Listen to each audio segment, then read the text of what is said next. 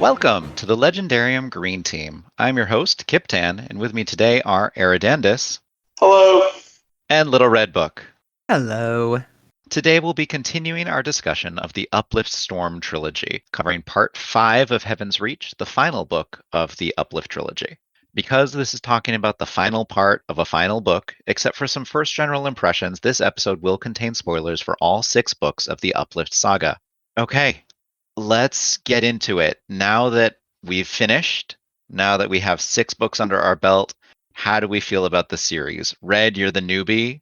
You go first. I think I said it yesterday afternoon when I finished my second read through. Happy sigh. Bren is so optimistic, and it really comes through in the end of this book. And I would like to say that Kradecki is and so is Tom, and Era's wrong. I might have to bleep that. Okay. Did you think enough of the loose ends were wrapped up? Yes. Enough to be satisfying, for sure. I was really concerned about that because it kind of went off the rails a little bit in the middle of this book, and I think we talked about that the last episode. Yeah. But I think he did a sufficient job of tying up enough loose ends that you don't feel like, when's the next book? When is it coming? Because I don't think the next book is ever coming. Probably. It's been quite a few years. Yeah, he keeps promising, but I'm not sure there's ever going to be a final Uplift book that comes out after this one. There's a short story or two, but no books.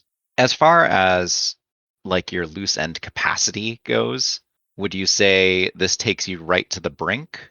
This takes you 50% of the way there, 20%? How many more loose ends could he have left and you remain satisfied? It's probably right at the brink. I mean, Okay. Yeah, probably about the brink for sure. Okay. Era, what's your overall impression and judgment of the Uplift series? It was not the ending I expected when I went into it, like obviously the first time. But I think it's the only ending that Bryn could have reached right. I would say, like in most science fiction novels, at some point the story gets a little bit too large, and I think that's what happened here at the end of Heaven's Reach, but he ties it up nicely. My personal preference is I prefer the original kind of more standalone stories that kind of slowly expanded the world. And even though I really, really, really enjoyed the Uplift Storm, I felt like the expansion of the world that we were doing, maybe it expanded too quick. I don't know if that makes any sense, but I enjoyed it. It's just that if that's a critique, that's the one critique I had. There is an awful lot that happens very fast in Heaven's Reach, as compared to the much more sedate and thorough Infinity Shore and Brightness Reef, where sometimes it feels like not much is happening at all. In this book, it's quite fast-paced. Except for that middle part where we're all gazing at our navels for 2 parts of the book. Okay, yeah. Sure. Am I being too mean? I mean, it just...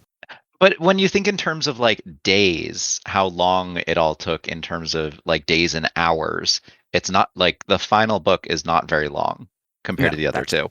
That is true. It's 3 days, maybe? Maybe It's not something even short. It's pretty short. Yeah.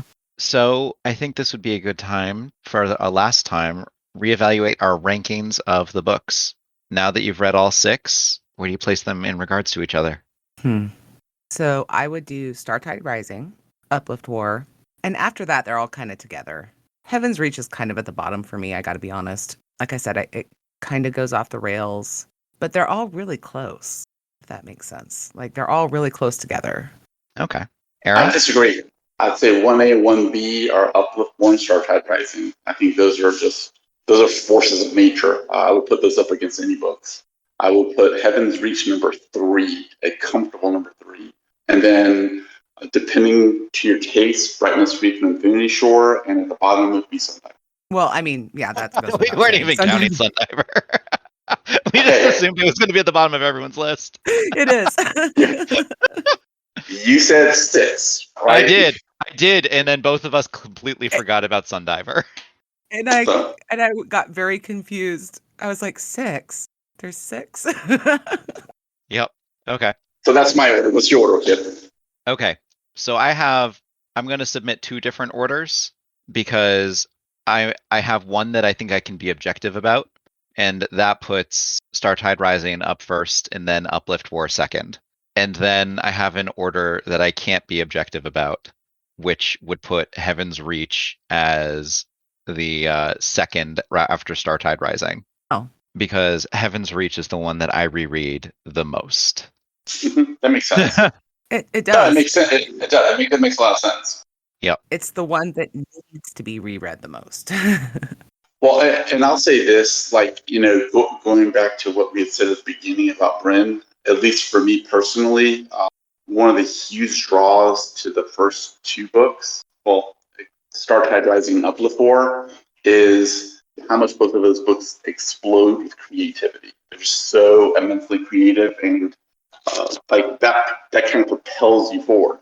And that creativity, I missed it a little bit in Brightness Reach from Infinity Shore, and it comes back at Heaven's Reach. Like I really, really felt that, and so I totally see where you're coming from. Yep. But I think if I'm going to try and be more objective, more critical around and consider them as novels to be read, examined, and enjoyed, and going to think about more about the structure and the writing, then I have to, weirdly enough, put Brightness Reef atop the Uplift Storm.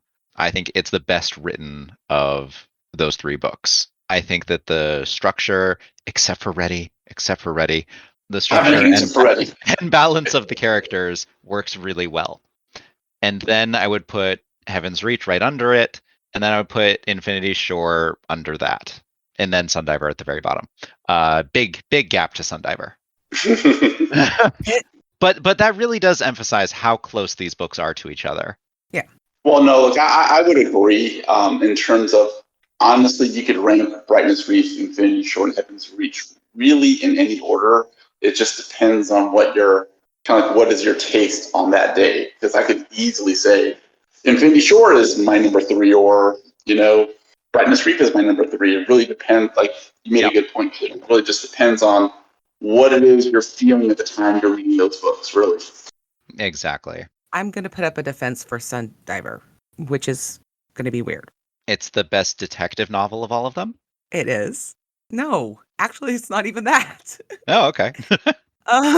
No, my defense is that it is a fine book. It's fine. It's very generic sci-fi in a lot of respects, with some cool elements with the aliens being actually different from each other as opposed to Star Trek characters or whatever. And some very well done astrophysics. Yes. Okay. But I don't know about that. So it's not a bad book. It's when you stack it up against the other books. That's what makes us all put it at the bottom. Because you've got this generic hero, it's just generic. I mean, he's not quite generic. A little bit better than generic. I disagree, but only slightly, Red. I mean, you're right. But to me, the criticism for Sundiver compared to the other 5 is that Sundiver, when you read it now, is very obviously dated. Yeah. Right? The other books, like, there are some things you can critique about. We talked about that, for example, in Startide Rising. But these books, if they came out today, you wouldn't really, I mean, they could come out today and you wouldn't know that they were released 30 years ago. You'd have no idea. All of the technology in them is completely timeless. Right. And that's a fair response. I'm just saying, Sundiver's fine. It's a fine book. I enjoyed it. Yep. You're right. That's fine. The reason that I would say that Sundiver is worse than the others is because it's apparent in Sundiver that he's using some of the conventions of science fiction of that time and of that era, and maybe even of a couple decades earlier than Sundiver was written in, and it shows. And then he makes a very strong break with those traditions and conventions in his next book. And it's just so apparent that he's finally decided to write his own thing as opposed to making some sort of like Asimov clone. Do you know what that reminds me of? Robert Jordan and the Wheel of Time. You have those first 3 books where you're like, wow, he's kind of trying to do Lord of the Rings. And then you read Shadow Rising, book 4, and you're like, okay, he is doing something completely different and he's owning his own stuff. So to your point, it's like this is an author kind of finding his voice. And yeah. just writing what he wants to write. And it's not that he didn't have a good voice beforehand, but it's that he didn't have his Uplift voice yet. He hadn't figured out exactly how he wanted this universe and its characters to work. And then he did. And then it was lovely. It is also his first book. Yes. Okay. Ready to jump into spoilers? Let's go. Okay. Warning, full spoiler talk coming up, starting with a recap. A very abbreviated recap this time. It's the final act of the show. Our pieces have been set up, and now they simply speed to their destinations. Streaker comes home triumphant. The combined Polkjihi mother nest skips across the void between galaxies. The Wufan crew spread across the remaining 4 galaxies. And one small Navigation Institute ship takes the ride of its life through collapsing hyperspace to reunite 2 star-crossed lovers. I like that. It's the final act. Things have to end. Things have to come to conclusions. And in that vein, in that spirit, did you appreciate how we have finally seen every level of hyperspace and every order of life in the cosmos? Or every major order, at least. Yes. He wanted to give us those pieces right before we finished because he had to show up. He wanted the wiki authors to have complete lists. That is actually the main problem with this book, is that he does that. He just introduces too many elements at the end of the series. I mean, he's been teasing them forever. I mean, yeah, but still. Anyway, yeah, it was fine. I was glad to see the little quantum people attacking Streaker's new coat. Yeah. What do you think he goes into the difficulties that come from conversing between quantals and oxygen-breathing species. Do you think he could have done a credible job writing like a significant portion of the book with quantum characters? Would Fair that enough. have meshed? No, fair enough. Would have turned into like Flatland or Diaspora. Flatland, man, that book. That was weird. What do you think, Era? I kind of agree somewhat with your first point in that the main critique I have about the ending is that it makes what happened in Star Tide Rising and Uplift War and really Brightness Reef, etc., just makes them seem really small and insignificant by comparison, right? It's like it's not even a moat, and it's a nothing in the scheme of things, right? So it kind of took away, at least for me personally, took away a little bit from those books. Having said that, I did like kind of the theory and the ideas behind what Bryn was trying to articulate. And you guys know very well, I've said this for a long time, that I don't understand how species, for example, that can live millions of years have the ability to talk to something that lives 70 years or 80 years or live in different planes of existence. I agree with Kit. It's just they're alien by definition. I don't know how you can write something that had to be comprehensible. I mean, there are definitely parts that are almost incomprehensible in the last part of this book. Like, it's brain breaking. I'm not saying that's bad. I'm just making an observation. The first epigraph of part 5 of the book says something like, a young client species talked with a quantum civilization once, and they asked the question, what can we expect? And the quantums simply replied very quickly with the word everything. I loved that line. That was such a good line. Well, I think Bryn does what I think, at least for me, is a requirement in any great science fiction story. And I will say, I consider the Uplift series to be a great science fiction series. But great science fiction series get philosophical. They just do. At some point. Yep. Bryn does it, and he does it here in Heaven's Reach, and we can talk about it or not talk about it, but he kind of makes his points through his levels of consciousness, and even though I felt it was packed in, he could have, what was done just in the last half Heaven's Reach could have been an entire series all by itself. I thought it was well done. You said earlier that you feel like some of the events of this book cheapen the earlier ones, such as Uplift War and Startide Rising. And I would like to make my own comparison for the Uplift series, specifically Streaker's Journey, and I'd like to compare it to The Odyssey by Homer. And I would like to compare the various places that the Streaker has sought refuge and repair to the various spots along the journey that Odysseus makes. Sounds like fun. Yeah. And so, although Odysseus may have beaten the Cyclops and may have not done it through strength of arms, but done it with a spear and trickery and sheep, so too did Streaker escape the transfer point at Kithrop. And then later, Odysseus gets magical armor and weaponry from Athena when he finally arrives home. And so too does Streaker arrive cloaked in this transcendent membrane which protects it from the mere mortal weapons that the besieging armies of Earth fire against it. It's not perfect armor, and it does fade away at the end, but it brings her through. And I think that there's a lot of points to be made about the parallels between Streaker and the Odyssey. I like. Anyone else think I'm onto something, or am I No, crazy? no, I think you are. I'm actually embarrassed that I didn't think of it myself. I'm shamed. What do you think, Era? I think it's a lovely analogy. I was trying to think. So, what does that make Uplift War? The unwritten Homeric epic that was never done. Iliad? It makes it the Aeneid or something. Yeah, Oh, it's like it's something yeah, else, there you right? go. There you go. Yep. Yeah, Yeah. yeah. But no, I appreciate that. I do. It's just and look, and for me, just in terms of writing style and just the story and everything else, and maybe the age at which I read it, Uplift War and Star Trek Rising will always hold like a special place in my heart, kind of above the others. Maybe that's just really subjective. I think Bryn admits himself that they're tighter.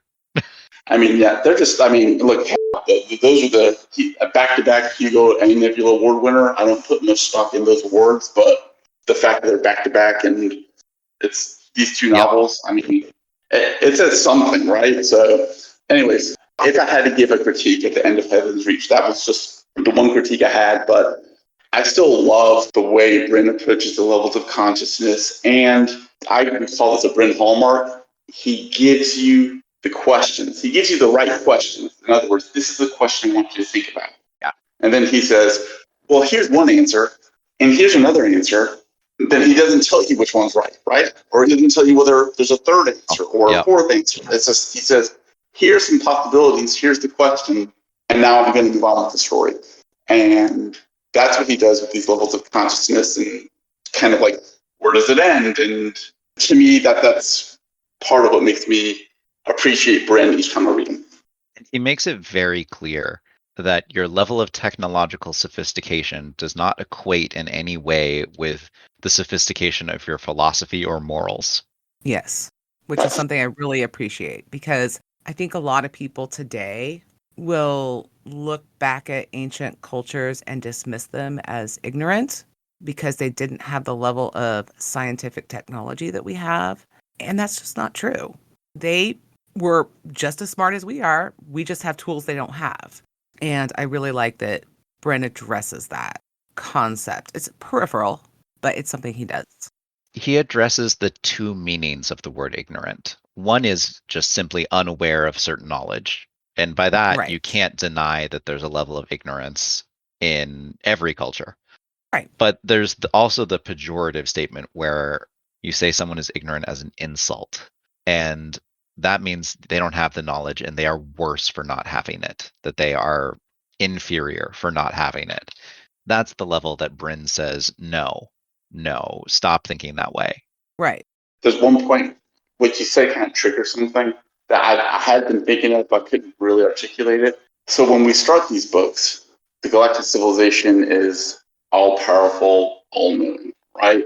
And by the end, you look back and they're like, they are what we thought was this all-knowing, all omnipotent civilization is an ossified relic of something bigger that existed in the past. It's like if you go back to history, it's kind of like the Middle Ages and kind of like it's kind of like the first thing trying to collect things and trying to remember what was lost, and then you kind of get what you have together, then you calcify it, and then it stays calcified until there's the Renaissance.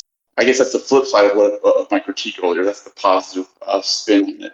How many times does that curtain get pulled back? Like, there's the first time when humanity discovers that there are aliens.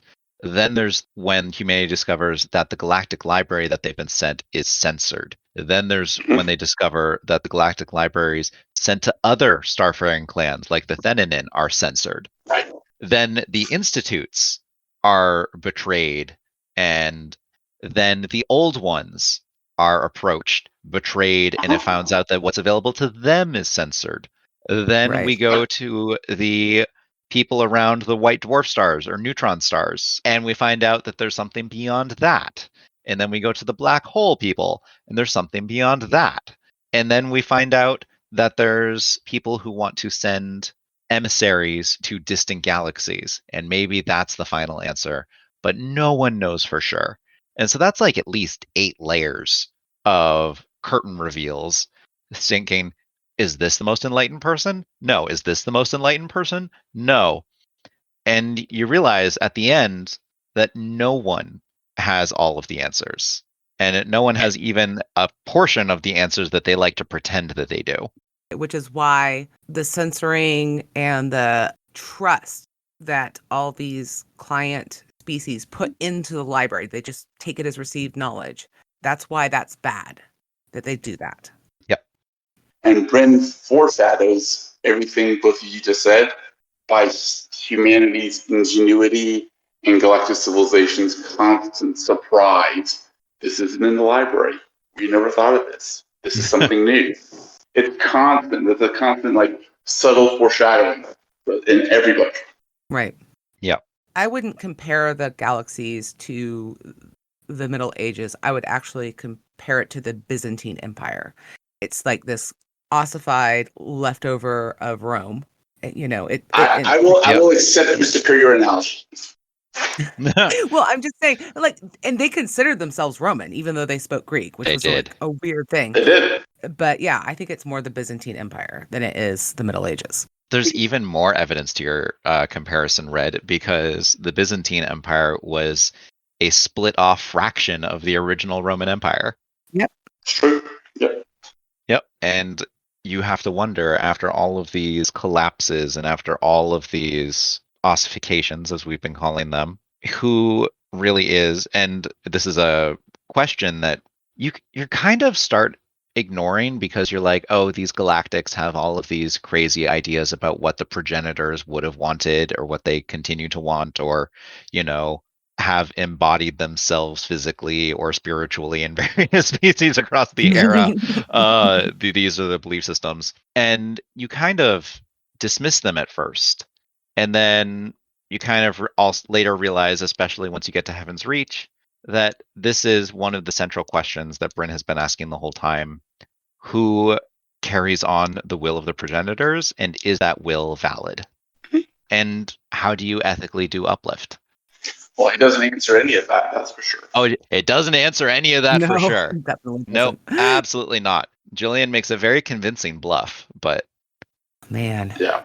You want to talk about how Streaker bamboozled the galactic civilization there at the end? Oh, I loved it so much. Oh my gosh. That was amazing. Anyway, go ahead. Yeah, if there was one thing that humanity had been up to date with, it was lying with images. Right? Yeah. Wizards of Hollywood did not feel like they were far behind galactic technology. That's true. I'll say this, one thing that I do like really with Bren, very, very, very rarely do you get actual described combat scenes, right? Combat scenes are either described by other people after the fact, or you get the prelude to it. You very rarely see actual fights. Yep. The majority of the time, the protagonist wins with their mind. They find a solution that doesn't necessarily involve violence. And he sticks to his guns the entire series. And at the end of the day, at Heaven's Reach, when there's a confrontation, the only way he can win, one way or the other, someone was going to get blown up, right? He somehow manages to find a way to have Streaker win without ever shooting. Yep. And I thought that was brilliant. I really did. I thought that was brilliant. I think it's a perfect end for Jillian's character arc, because she has been shown as the intelligent planner this whole time. She has been using her head, navigating political alliances within and without the ship. She has been a diplomat, and in this last moment, she uses all of this time that she spent staring at the progenitor that's been in her ship's cabin. She used that to make a speech. She wrote a speech, and combined with the racking of space time across the galaxy, that's all she needed. Well, and if you think about it, at the end of the day, she really wins by accident. Oh, yeah. She plays all of her cards. She's like, I've done everything I can. I surrender. And honestly, when I read that this time around, because obviously I haven't had you guys to talk to. And she delegates it. Yeah. You know what I thought you were going to say, Kip? What? What a perfect Tim Brady way to win. Yes. That was the best joke ever pulled. It was. So her plan is she's going to make everybody mad at her so that they chase her so that help can arrive to Earth. That's her plan. Her plan is to draw away Right. the besiegers of Earth. Yes. Right. To make them mad. Yeah. When the speech starts playing, I'm like, they're going to freak out. They're going to run away. I mean, I was not surprised that when they got back into real space, or if that's what you want to call it, is real space, I was not surprised that they were all gone. Of course they're going to run away because they worship the progenitors. And she makes the claim that the progenitors, and she has some evidence for it because they have Herbie. Well, they don't anymore, but yeah. I was like, yeah, she's going to come back and they're going to be gone. I was not surprised. I don't know how you guys felt the first time you read it, but I was not surprised. I was very surprised. I thought she was dead. I thought she was going to die.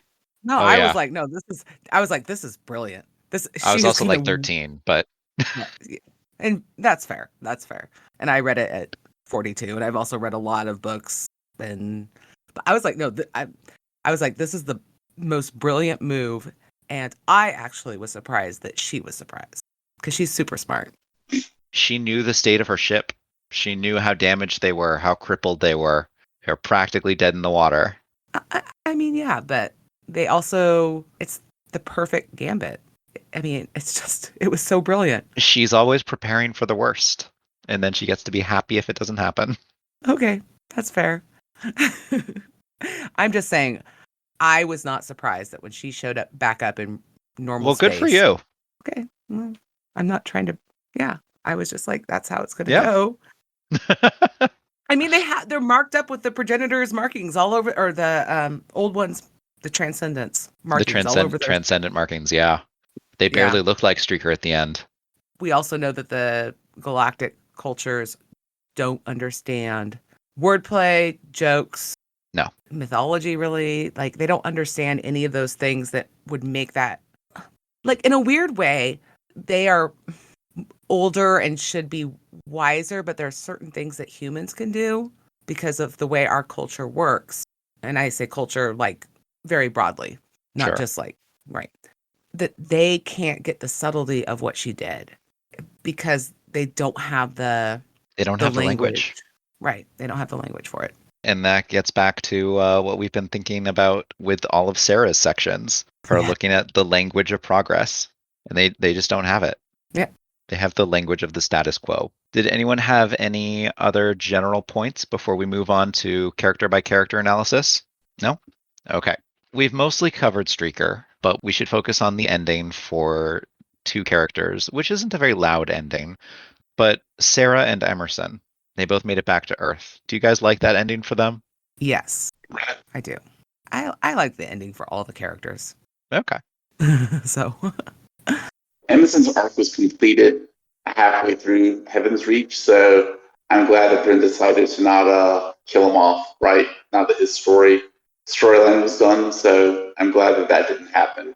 And I think it's cool that Sarah gets to live and kind of impliedly be the at least the technological leader of a new generation. So I like that. I mean, she's also going to be one of EarthClan's foremost experts on Hoons, Qhins, Urs, and Trachea. It's clear by the end of Heaven's Reach that Sarah is like, Bryn was trying to make Sarah out like she's a genius. The Albert Einstein, the Nikola Tesla, who insert incredibly, insanely genius level person, and that's who Sarah is. So And one thing I really appreciated about Sarah and Emerson's relationship in the finale of this book is that Emerson takes a moment, basically, and I think this is Bryn pointing a little bit of a finger at other authors. And he says, no, I'm not going to try and like finish my romance before the end of this book. He says, I'm going to work as an engineer on this ship because that is where I can do the most good. Or I'm going to watch. But he specifically kind of like pokes a finger at the trope of this could be our last night together. We have to take Complete the this. deed. Yeah.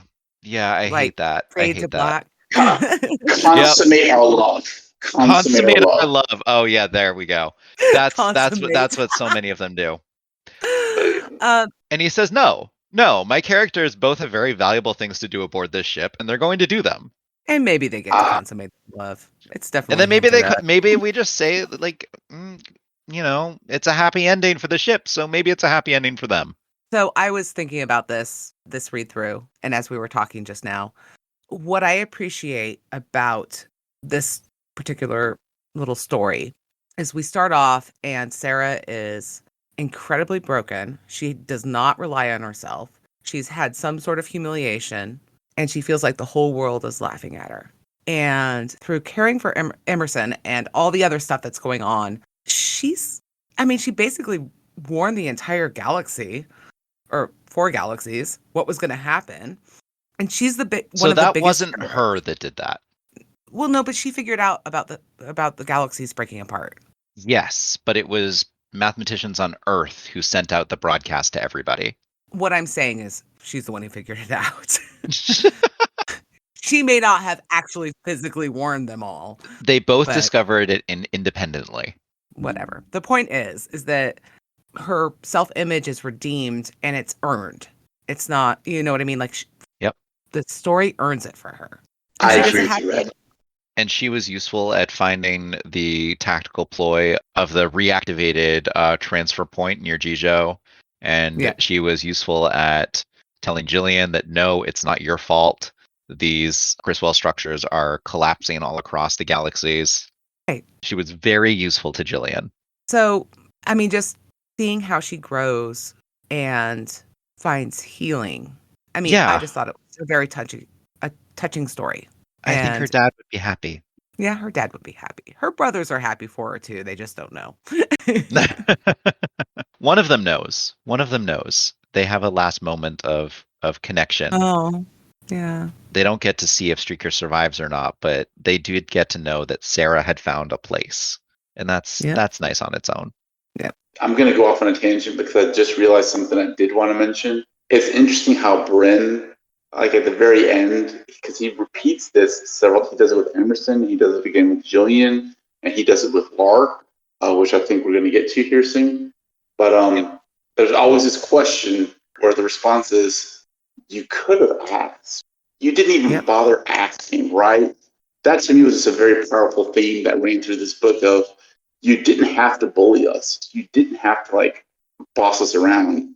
You could have just treated us like equals and talked to us, and we might have agreed with you. Didn't need to manipulate and control, but by doing so, you proved that you're really not so grand as you think you are. Exactly. Yep. Yeah. And that, I think, plays into the theme of ethical uplift. Absolutely. Because these client species are never asked, and you end up with like creatures with wheels. I mean, look, I love the Kakek. They're cool. But I mean, they seem to love their wheels too most of the time.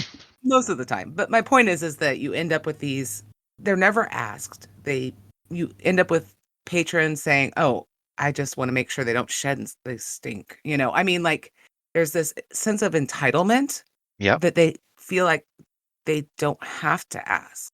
And that is, I mean, we're going to start doing this. We're going to start screwing around with not only our own genetics, but other creatures' genetics on this planet. And I mean, we already do. We've already done it. Yeah, we made dogs and cats, and we're working on wolves and foxes. Like beyond, like, actually, if you think about it, we made cows too. And cows, yeah. And sheep. At least dogs are significantly better at determining social cues than wolves are. They will watch a human's eyes in order to complete a task. Really? Yeah. I wanted to see that documentary about dogs. By the way, dogs is the answer to, I guess, one of the listening questions. That's the first species we would uplift. There's no question. Yeah. Yeah. And Zero. that's Yeah. yeah. That's why I was like, why did we bring horses and not dogs to Jijo? I'm sorry. I don't buy that. I just don't. So, I mean, I like it as a thought experiment because we already do this and we're going to be doing it in a much more methodical way in the future. And this is something we need to consider. Like, how much do we want to mess around with our genes or the genes of our fellow earthlings? And always keeping in mind that we can't really ask them. They're at our mercy. And even even when you're looking into the future, our children are at our mercy generations ahead if we start screwing around with our genetics. Which is why there's still a moratorium on germline editing, sorry. Yeah. Also, you can read this book and have a lot of fun. So I didn't mean to derail the other Oh, no, you're character. fine. Yeah. Okay, so yeah, let's go to Lark. Let's go to our other ship that's going on transcendent technology. The combined mass of a couple Zang globules, the Pokjahi, and some loaned material and crew from Streaker. The Mother Nest. How do you like that as an ending for Lark, Ling, and Ewasks? Who's X, Red? right? Yes, he was X at the end. So what do you think, Yeah. Red? Well, I feel like I should have been stoned when I read it. No. It's very tricky, but good. I'm trying to decide how much Mother is going to melt everybody's identities together, or if it's going to be more like a Traegi. I think Traeki. I think so too. It's interesting. I want to be on that ship and find out where they go in a lot of Right. respects, but it's okay that I don't and I'm not. Yeah, I think The that journey might take a while. Yeah, well, I mean, clearly the book hasn't come out yet. I'm just saying I need to probably reread that and think about it more, is what I'm saying. But I like that X has seemed to come to be at peace without ripping off Master Rings. Okay. And Lark's probably going to have babies, which makes me happy. Now here's where I toss a curveball into the mix.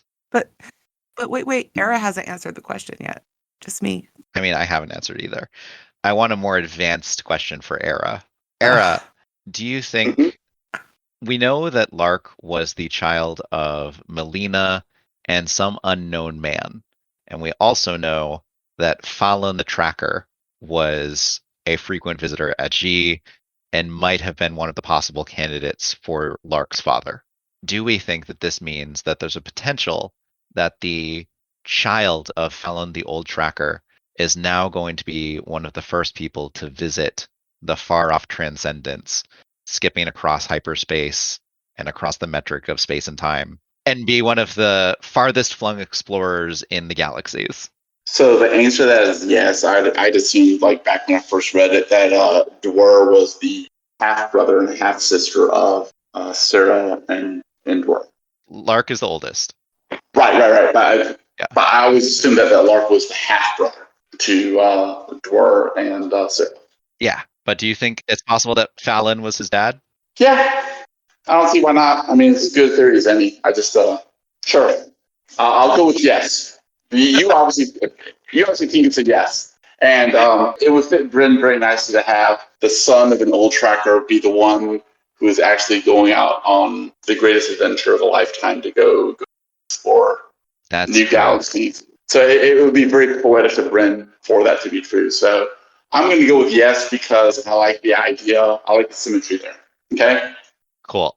This is probably my least favorite ending of all of them, only because just I'm fundamentally at odds with the idea of collectivist versus individualist, because if you want to compare, you basically have the people who end up on GTO are more individualist, I guess I'd say, and what happens with Lark is more of a collectivist identity, and I fall philosophically more strongly on the individualist end than on the collectivist end. So I didn't care much for the whole melding of stuff. I do like where they're going, and I do like the fact that they accepted it and they want to go do it. I just don't like the whole like melding together of everything into one gigantic uber entity. I do think Bryn gave himself a bit of an out there in the fact that we only see this collective entity when it's transitioning from many disparate individual parts into one larger collective whole. So we don't know what the final state will be, what the position or society within Mother will look like when they finally arrive at their destination. We don't know that. True, and he does make a point that each of the entities can have their own separate individual identity, right? Yep, he does. But it's kind of like, to me, it gives me a little bit of it just didn't sit right with me. It's kind of like I'm just thinking of it. I have my own individual identity, but I also have like this compute in my head, which can override me at any time, just in case there's some overriding greater need. So that's kind of like the collectivist part of it. I don't think we ever saw a full override. We definitely didn't see a full override, but we definitely saw like heavy nudges. Correct. Yeah. Correct. So that's the reason I didn't care very much. What do you think, Kip? I don't think it's necessarily the end-all be-all of societal collective states, but I do think that it's a very fun vision of one particular outcome, of one particular set of choices. Because I can see that all being, like, as you said, it was all, except for a few of the Trachea, a consensual business. It would have been a more consensual business if it had been a more normal ingathering of transcendents who were ready for the process. The Polkjahi kind of ended up getting there more by negotiation than by design. True. But I do think that it was an interesting examination of the idea. I agree with you on that. I think I'm with Era in that there's a certain kind of, it's a little bit creepy. What I will say is, so if you think about your family, you have responsibilities to your family. You have, it's kind of a collective. Sure. And they nudge you sometimes. So they kind of have to make, I mean, I'm living in the house with two other people who are both technically adults now. They don't have control over your brain's biochemical synthesis patterns. Right. I mean, there's a certain amount of creepiness to it. Like, I like Lark going off and into the world or the universe or whatever. But there was I had some issues with that. I was like, I'd much rather go to Earth or be on Jijo than be in Mother. I will say it's a very specific ending for an ecological biologist. Right. There's that too. He is now much more part of a web of life than he ever has been in his past. Yes. Now he knows it on a much more intimate level. Well, that gets to a point I was going to make at the end, so I might as well bring it up now. Bryn is excellent, like one of the best I've seen he does symmetry better than almost any author I've seen, where whatever it is that your character is at the beginning, you better believe that every part of that, whatever that character is at the beginning, will be reflected in the ending 100% of the time. Speaking of, let's go to our ship of the Navigation Institute, carrying, let's see, Dwyer, Harry, Ka, and who else is on there that I'm forgetting? Ready. Someone else that I'm forgetting. Oh, the Mudfoot? Koala bear. No. Oh, Kiwi. Is that that's it? Something like that, Kiwi, yeah.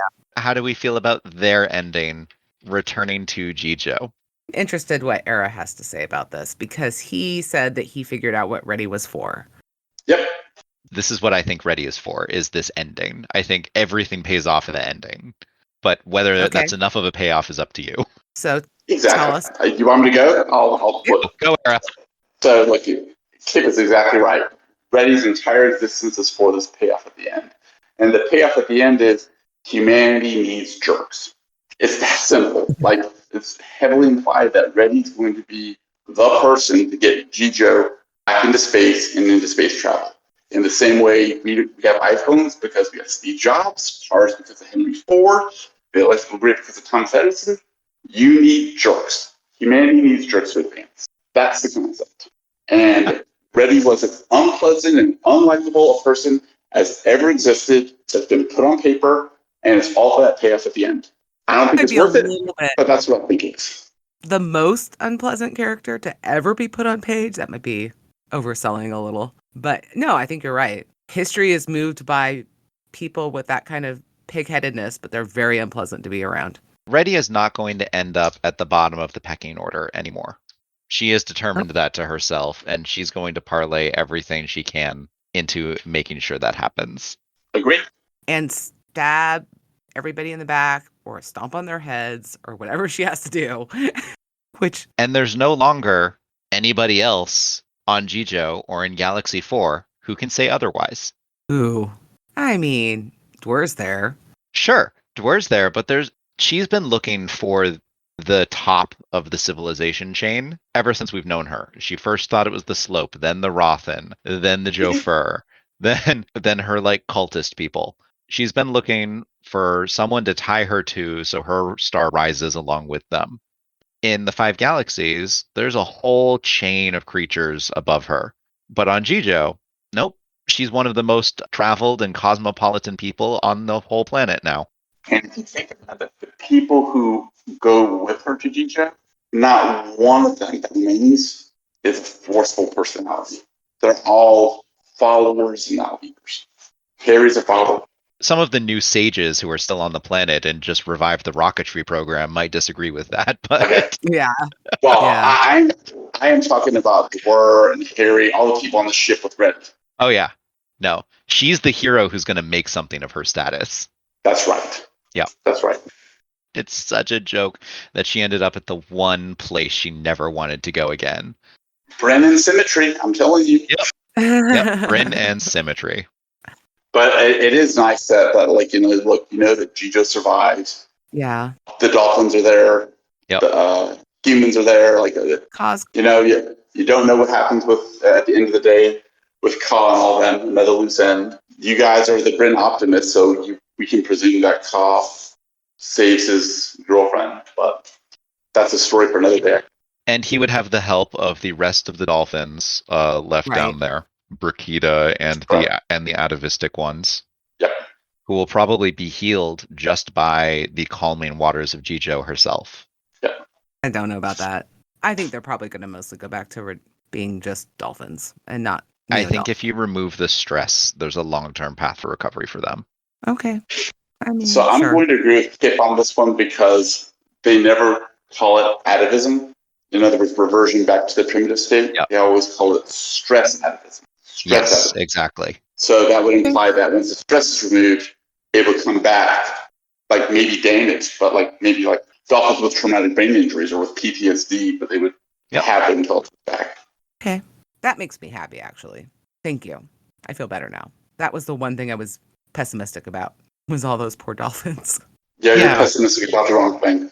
So, speaking of symmetry, we have them appearing in the sky or in the orbit of Jijo, and we have Jillian appearing in the orbit of Earth. And the feelings. So Jillian is having this existential crisis because she's afraid, once I go back to Earth, I'm closing the door on Tom. Whereas Ka, once I go to Jijo, I'm opening the door on whatever her name is. I'm blanking on it right now. His girlfriend. Peepo. I don't think that Jillian said she was closing the door on Tom, but she didn't fully expect to survive what she was doing. And that's why she thought she was closing the door. Well, no, I think that because she says, once I go back on Earth, space will be out there and I'll be here. And if I'm out in space and Tom is in space, then maybe we can find each other. Yeah. Type of thing. Whereas if I go back to Earth, there's going to be a break there. So that's what I mean. And I think she recognizes that feeling that she's having about that is illogical. I mean, it is. But going home. And then she later makes a resolution to go home, get help, and then go find him. She's going to go home and be a medic and never command again. No, she specifically at one point says she's going to go home and then launch a search expedition if she can. And she knows that it's a bit of a dream because she can't even really imagine a future in which Earth survives. But that is her plan. The end of the book, the very, very tail end. She says that she's going to go home, become a medic, and fix Emerson. Since we're here, what to happen? let's give our final predictions. What happens? Tom, Raideki, Toshio, Subaru. I think they're still out there. You want to know what I actually think? I think they went to a really weird place in eSpace. I think they went through eSpace. I think they went to somewhere even the Navigation Institute fears to tread. And either they ended up as gods or they used it to make a shortcut to a habitable world where they are stranded and waiting for Jillian to get back to them. Wow. Red, what do you think? Well, Lark has a vision of Kardeki, and he says a dolphin he hadn't met yet and would not see again for a very long time. So I think that they're basically becoming gods. Like they're going to wherever weird space is. Yep. And yeah, they're not stranded and waiting for Jillian, unfortunately. Like they have become concepts. Yeah, exactly. They're memes now. They're memes now. If I ever see a Krydeki meme or a Tom Orley meme, I will be very happy, but I haven't seen one yet. If anyone listening to this knows some, please post them on the Discord. Well, Era? They're dead. They're dead. Look, Krydeki, here's a good, more modern day comparison. We see what Krydeki is becoming in Mistborn.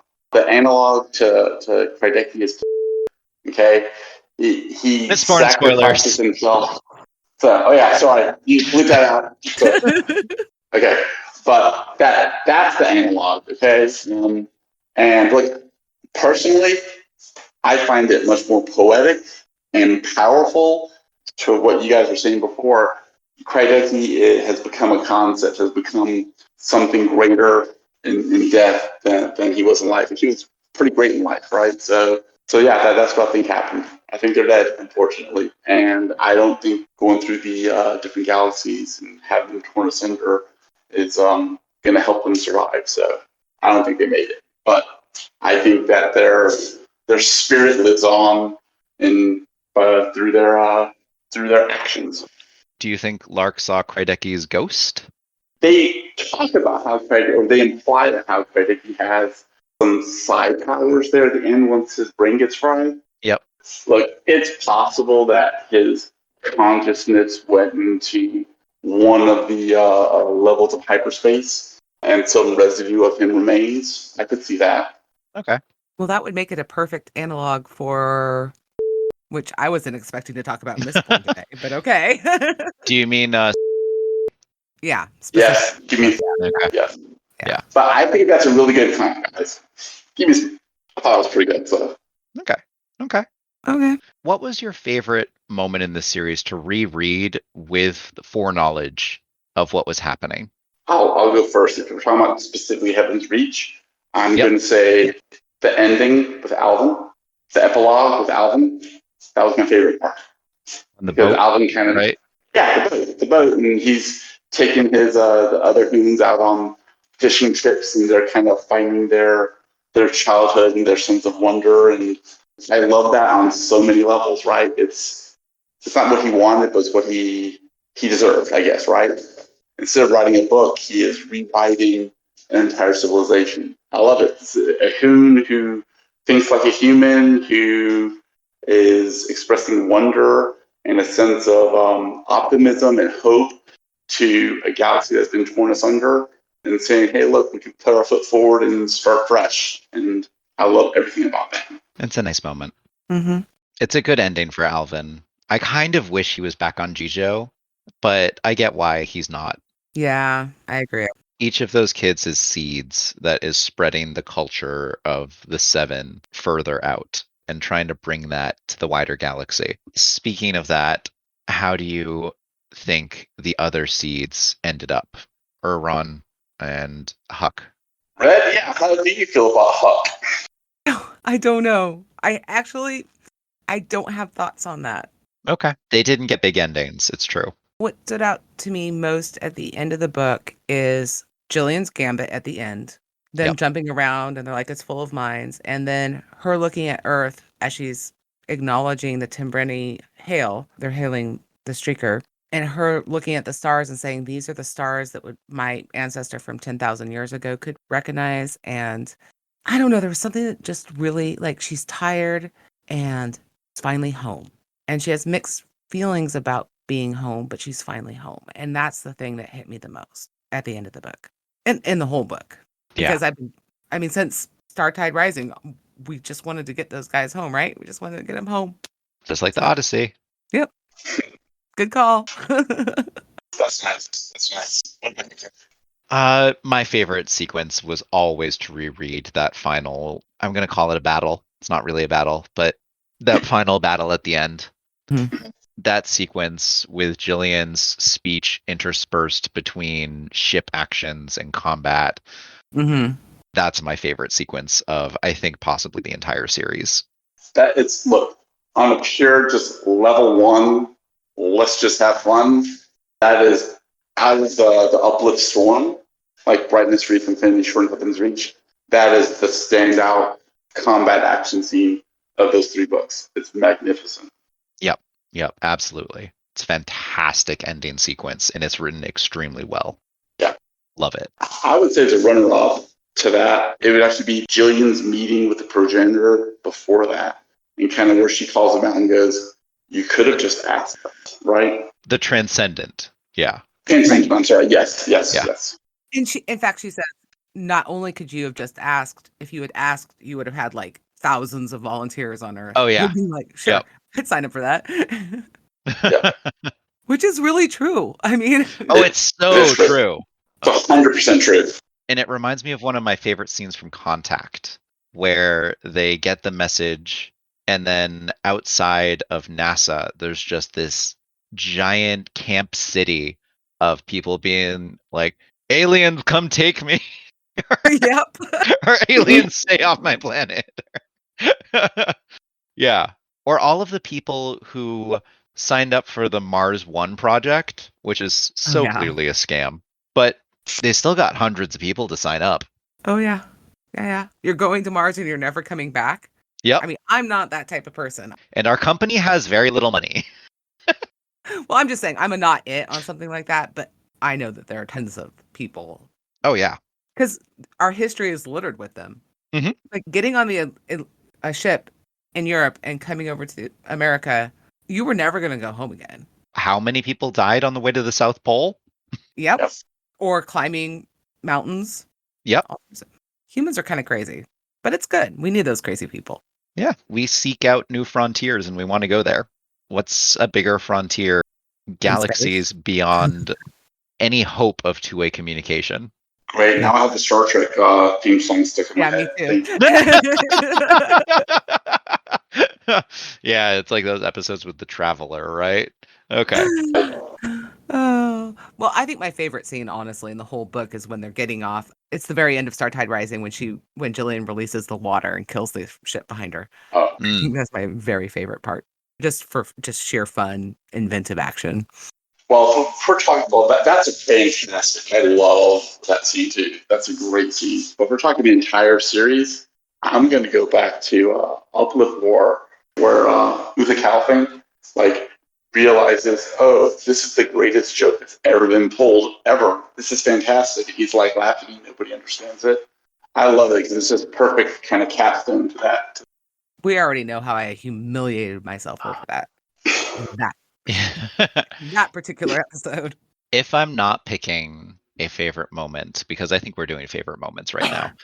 Apparently. Yeah, I think we are. If I'm not doing a favorite moment from Heaven's Reach, then I would go to the Uplift War and I would take the moment when Athaclina returns from the top of the mountain after her Ostathrun storm with her father. And it's at that moment when she turns from a child into an adult. Yeah. Oh, yeah. That's Yeah. my favorite moment, I think, in the rest of Good the one. series.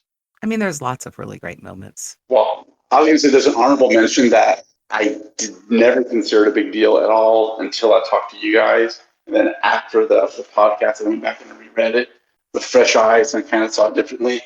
And I've already forgotten her name. It's an Uplift War. It's the chimpanzee, the female chimpanzee, Kill it. who had to give up Sylvie? her Sylvie. huh? Sylvie. Sylvie. That was a Sylvie. really good moment. Yeah. I read that with completely new eyes after the podcast, and it was much more affecting. Thank you guys. I mean, You read for that one. yeah, that was really really good. And I'm glad.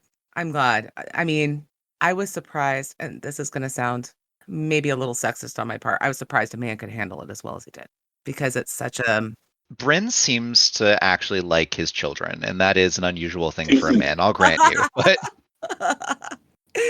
No, I didn't mean it that way, but and I think part of the reason why that affected me so much is because I've had similar choices in my life Mhm. where it was between my kids and something else that I wanted, or choosing between different family commitments and not being able to do all of it well. So that's part of why it stuck to me. Like I would say overall that like this series that we're talking about hundreds, thousands of alien species and yep. 5 different galaxies and all like this. I mean, every single book really touches on some core aspect of the human condition, and that's just hat tip to David Brin. Well done. And he deals with really difficult emotional topics and serious ethical issues Mhm. while still writing a story that you can enjoy and have fun with. And it's not in your face, and it's not a downer to read. Right. It's actually, like I said, very optimistic. The level 1 doesn't disappear, Right. except for a little bit in the middle of Infinity Shore. Yeah, it does Yeah. a little bit of navel game. Somebody can listen to these podcasts and go, I didn't catch that at all. I just enjoyed the story. And they'd be absolutely right? I mean, Yep. So yeah. Yep. Okay. Anybody have second favorite moments if they really want to give an honorable mention or something? If not, we'll move on to favorite individuals. Favorite individuals. That's like picking babies. It is like picking babies, but we do have to end this eventually. Wait. If we can pick favorite individuals, can we let's put Tom, Tribeca, and all them kind of off to the side because we've talked about them plenty. So Sure. just in Heaven's Reach. Let's just Favorite minor individuals. How about that? Okay. There we go. We've talked about all of our principles and how much we love them, but let's go to the minors. I have a second moment. Okay. It's when the little girl and the gorilla and the Thinidoo dude are all standing on the Thinidin, and they all join together with the dolphin to With the dolphin. well, yeah, I think doesn't a dolphin show up? No, I'm thinking about a different scene in that book. But where basically where we take on Uplift with gorillas together, and it's the little girl and the Thinidin and the gorilla, and they're holding hands at the top of the hill. I just love that scene. Yep. It's a good moment. And I sounded like a complete idiot, Kip, so I hope you fix it in post. There's only so much I can do. All right, Kip, so who's your favorite? Okay. Aside from the main ones. What? Aside from the main ones, who's your favorite? If I'm going to go for my favorite minor character, it might be, and I've already talked about how much I love Lester Campbell and also how much I love Vubin. So I think I'm going to go for Megan On-Eagle from the Uplift War, Robert's mother, and the planetary coordinator. And she spends pretty much the entirety of the book in a submarine government in exile. Oh, yeah. All she can kind of do is send some messages, get some very sketchy intelligence reports, and decide to send Major Prathical Thorn out into the wilderness. And that's basically the one decision that she's able to make. She does it, and then she just has to trust in her son, her playboy, kind of rakish, good-for-nothing son, who she discounts in her mind and then eventually reconciles that he's grown up and is an adult. I like that she's this little quiet character off on the side who still somehow has a pretty involved emotional life. Good choice. Red? I'm thinking there's a lot of really good minor characters. Oh, man. I can do mine while you're thinking. Okay.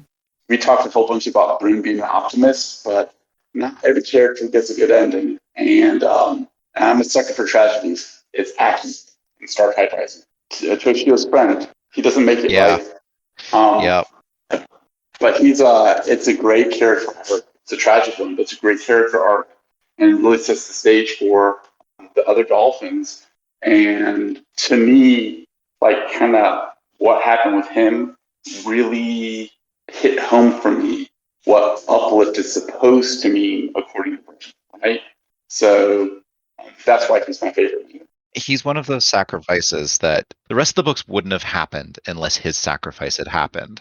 That's right. So remember, kind of, tell his parents that he was thinking until the very end, right? When that kind of came through, I was like, oh, wow. That told me so much about dolphin culture, what uplift is supposed to mean, kind of all of that, right? It was powerful and it was affecting. And he was a hero. He didn't make it, but he was a hero. And I like he was young. Yeah, very young. Yep. Right. So I think I'm going to go with, I can't say her name. It's the scientist, the dolphin scientist who ends up taking care of all the dolphins that are having all the mental regression. Brikita, thank you. I really like her. Makani. No, Makani was the nurse. Brikita was the metallurgist. Well, yeah, but right. But yep. yes, Brikita, definitely Brikita, because she's smart. She's kind of in the background. Brikita was male, I think. No, I don't think so. Pretty sure it was a she. But anyway, that's beside the point. Okay. And then now Brikita's in charge of a bunch of kindergartners. And I just love the way she's dealing with it and whatever. I liked her. But, I could say Yi. I could say Sylvie. I could say lots of... I'm not saying Sylvie only because we've already talked about her so much. Yi would be a fun choice. Yeah. Otherwise known as Jiminy Cricket. Yeah. I thought about saying Puck, but I thought that she was in the story too much. So. Oh, yeah. Now I'm going to go look up and see if Brikita's male or not. I'm pretty sure Brikita's male, but I'm not sure. Oh, whatever. That character. The metallurgist. Mm-hmm. Let's go through some listeners' questions before we finish. Okay. Red Army Ian asks, have you played the game Race for the Galaxy, or would you be interested in playing it, knowing that the Uplift series is a big influence on it? Red, you've played that, right? No, I've played Roll for the Galaxy, which is a great version of the game. And it's a lot of fun, and I had no idea that it had anything to do with this book, and I played it a long time before I read this book. But I do recommend it. It's fun. I think I've played it once, and I had fun, but I didn't own it, so never played it again. But from what I can tell, it's difficult to tell the inspiration. I mean, I can kind of see it a little bit. Era, have you played? I haven't played it. If either of my children are interested in playing it, I'd play it. But I don't think I'd go buy it and play it. Same. Panda asks 3 questions. First, do you want the series adapted to film or TV? No. Yeah, I think I'm going to go no as well. I think you could maybe do one of the standalones as like a TV mini-series, I think would be my ideal. But other than that, I think would be difficult. It can be done, but it can only really be done with a TV series. I don't think it can be done with a movie. Yeah, I don't. And I think if you're going to do any of them as a TV, because as a TV show, I've been thinking about this, I think you want to start off with Startide Rising, because I think Uplift War is going to look too much like a playoff of Planet of the Apes, like an inversion of Planet of the Apes. Yeah. So I think you'd have to start with Startide Rising. So here's something, this is about adaptations in general. I would like to see the sci-fi and fantasy community and to be more open to animation, because it's less expensive than the special effects required for our genre. Just I agree. A thought. I think an animated version of anything except Startide Rising would be superior to a live action. Startide Rising pretty much limits itself to humans and dolphins for the most part. Mm-hmm. That you could make that work live action, I think, with CGI dolphins. It'd be really hard. I think it'd be very hard, but I think you could make it happen. Whereas the rest of them have too many species, and too many of them are not able to be reconstructed by just putting some makeup on a person.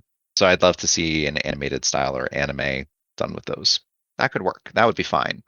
But as far as live action goes, no, not really. I don't even, yeah. Panda's second question is, if you could interview David Brin, what would you ask him or talk to him about? Ooh. Well, All of the questions about Uplift have been done already, so I'd probably ask him about something more recent, something more in line with his job as a general futurist nowadays, like where he sees currency going in the future, because I'd be interested in that answer, where he sees payment processing and currency exchanges going. Interesting. Red? I would ask him when he was 10, what did he want to be? Ooh, And how does that compare to what he's done with his life? that's interesting. Era? I'd kind of go along your lines. Like, I'd want to ask you a question as a true futurist. And given his obvious interest in environmentalism, I'd have some questions to him about climate change. Just generally, like, where does he see it going in the next 50 years, and just what his thoughts are in general, and see what he has to say. Yeah. Panda's final question is, which character or species would you cosplay as? Red, do you have an immediate thought about what you would do? I would cosplay as Jillian, which doesn't really answer the question. Oh, I mean, that's a fine character to do. But she's human, so it'd be probably fairly easy. Sure. Sure. I would want to be a trachea. I'd want to go as asks. You want to look like a giant stack of I wanna look like a donuts. giant stack of donuts and wheel around the convention floor. Yes. I'll have like Awesome. casters underneath my bottom ring. Yes. And I'll have like a chair built into it, and so I can sit down and just relax wherever I am on the convention floor. It'll be great. We'll get you a scooter. I think it's heavily implied that trachees do use scooters in space, which is hilarious. Is implied, for sure. What about you, Era? Era? Well, I don't cosplay, so maybe if I dress up something for Halloween. Sure. I'm a hairy guy, so I'd probably chimpanzee. I'd be fighting Uplift War. Okay. Okay. Would you make the rifle from the cover? Yeah, I'd probably do something super cheesy and maybe have like a torn spacesuit type of thing to show him like when he crash landed. But really, like if I'm gonna go full hog on this, like I'd have to be fighting, and then maybe like see if I can convince my wife to maybe either be Galette or at the cleanup. Maybe get my son to be Robert and more Tarzan outfit, and then I don't know what will my daughter be. I gotta think about that. She'd have to dress up as something, one of the really strange creatures, because she's not gonna do something normal. I'm trying to think about Uplift War right now. Well, if we just break out of Uplift, maybe pick up like the raccoon guy in Heaven's Reach. She wouldn't mind dressing up as a raccoon. So there, I do a family Halloween thing. You mean you wouldn't like encase yourselves in Jello and go as a mother nest? Yeah, hard pass on that one too. You put the whole family in a giant Jello love it. cube. Yeah, do that. Yeah. We kill each other before, so yeah. Okay, our last and final question. Chesky asks, what one species would you uplift given the opportunity and no restrictions? Era, you said dog already, right? Yep. Yeah, dogs. Yep. Good answer. Good answer. I would say slime mold. You're just saying that to be silly. I don't think you actually mean that. No, that's actually what I mean. Because I think it would be really interesting to see how a single-celled organism would evolve intelligence. Even though it has many nuclei, it just has one cell. I think that would be a fascinating addition to the characters that Bryn has already put into his Uplift Saga. I mean, isn't a milk spider kind of like that? A little bit? No, probably not. Never mind. A milk spider's like a plant with some intelligence. You're gonna have to say this here, Red. What? You're gonna have to say this here, Red. He was slime mold. I don't know. I don't even know what to say to that. So I don't know. I mean, dog. Dog is the correct answer, and Kip is wrong. Fine. It's hard to argue against dog. I mean, like, Kip made the point, right? So we likely do dog, right? But I guess if we're just gonna do any species, no restrictions, and pick anything we want. I mean, I kind of like Tip's idea of picking something unique. So, maybe like a colony of bees, right? See, you can develop them into having intelligence as a communal entity. That That would be sounds fun. terrifying. That would be fun. Terrifying. Terrifying. I very And then much like maybe- that idea. Yeah, something crazy off the wall. Sure, why not? I have a friend who played a D&D character who was just a beekeeper's suit that was full of bees. Oh, that's interesting. Wasn't that like a Spider-Man villain? I don't know. I don't know. It sounds like something from the tech, honestly. Well, I will say in One Punch Man, there's a mosquito girl, and she controls a bunch of mosquitoes. So that was utterly horrifying. Okay. Did anyone have any last minute thoughts before we close out the episode for today? My last minute thought is I wanted to thank you guys for doing this with me, for talking me into it. And this has been a really fun read. And thank you. Yeah. It's been a really fun reread. It's a great series. David Brin I feel like he's kind of becoming a forgotten author, and he really shouldn't be. He is one of the great science fiction authors, really, ever. I mean, I wish or I hope more people would read his books. Couldn't have said it better myself. Yeah, it's been fantastic going through this as a trio. You guys know these are some of my favorite books. I've really enjoyed revisiting them and having these discussions and conversations, and finally all of these episodes. Yeah. Definitely. So during our meetup last weekend, every time I suggested a book, Ross would say, "Does it have dolphins that speak in haiku?" Like, no, that's not the only book I read. Anyway. There's other options, but until he reads that one, yeah, I saw his book haul. He's got a bunch. Yeah. So Uplift Team signing out. Please make sure to check out the Legendarium podcast. You can contact us on Reddit, Twitter, Discord. If you really like us, go listen to the main Legendarium team. Support them on Patreon.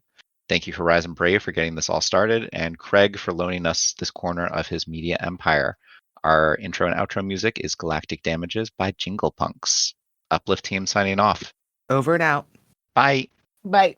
All right.